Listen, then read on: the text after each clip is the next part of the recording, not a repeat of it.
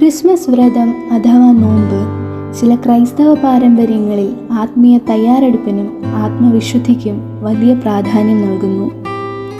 Christmas ദിനത്തിൽ യേശുക്രിസ്തുവിൻ്റെ ജനനത്തെ ആത്മാർത്ഥമായും പരിശുദ്ധമായും ആഘോഷിക്കാനായി നടത്തപ്പെടുന്ന ഈ നോമ്പ് 25 ദിവസം നീണ്ടു നിൽക്കുന്നു.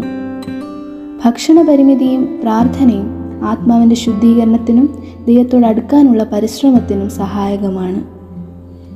മാംസാഹാരവും ചില വിഭവങ്ങളും ഒഴിവാക്കി സാദാ സരളമായ ഭക്ഷണത്തിലൂടെ മിതചാരവും ആത്മനിയന്ത്രണവും അഭ്യസിക്കുന്നു.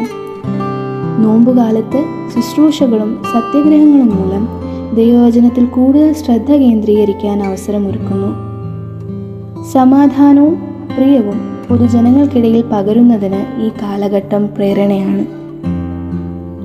ക്രിസ്തുവിൻ്റെ ഉപദേശങ്ങൾ അനുസരിച്ച് ജീവിക്കാൻ തയ്യാറാകുന്നതിൻ്റെ അടയാളമാണ് ഈ നോമ്പ്. ക്രിസ്മസ് ആഘോഷങ്ങൾ കൂടുതൽ അനുഗ്രഹീതമാക്കുന്നതിന് അത് സഹായകരമാണ്.